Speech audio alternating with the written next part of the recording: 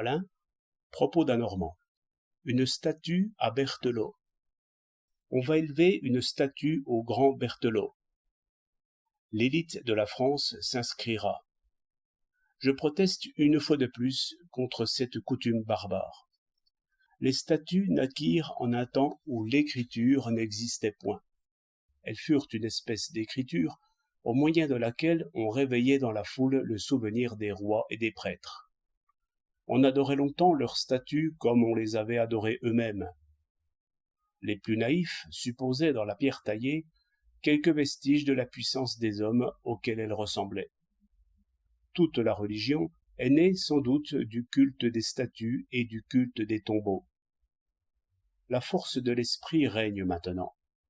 Berthelot représenta éminemment cette force nouvelle qui invente des explosifs et pointe les canons, remettant ainsi à la place qui lui convient la force des brutes, mais qui aussi construit des machines, découvre des remèdes, et surtout réveille les hommes, les éclaire, les réchauffe, tire leur regard au-delà de l'outil et traduit les dieux, anciens et nouveaux, à la barre du tribunal populaire. Comme on conservait autrefois le corps du guerrier, je veux que l'on conserve l'esprit du savant. Les moyens ne manquent pas pour cela. Il a écrit des livres, qu'on les réédite. Les hommes sont avides de lecture, et les livres manquent. On devrait pouvoir donner des livres à ceux qui en demandent.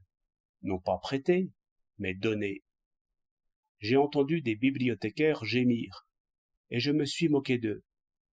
J'aime que des livres soient perdus pour les bibliothèques.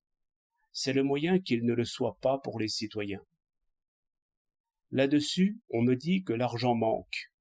Eh bien, tant que l'argent manquera pour jeter la science aux citoyens, c'est faire injure au grand Berthelot que lui élever une statue. Mais, dites-vous, les citoyens sauront qu'ils ont une noble gloire à vénérer. Non, justement, ils ne le sauront pas. Ils sauront que Berthelot est né, qu'il a travaillé, qu'il est mort. Pauvre science. J'aimerais bien mieux qu'ils oublient le nom de Berthelot et qu'ils gardent un peu de ses idées. Non pas des corps de marbre ou de bronze, non pas des tombeaux, non pas de l'histoire, mais l'esprit vivant. Citoyens, les écoles sont trop petites. Vos enfants apprennent la chimie dans des livres, sans jamais voir un pauvre petit fait. Les maîtres sont accablés de travail. Ils n'ont le temps ni d'instruire les autres, ni de s'instruire eux-mêmes. L'argent manque.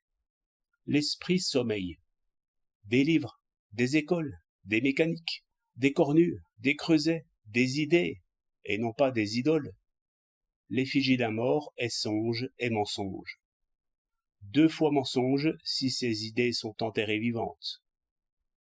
6 avril 1909.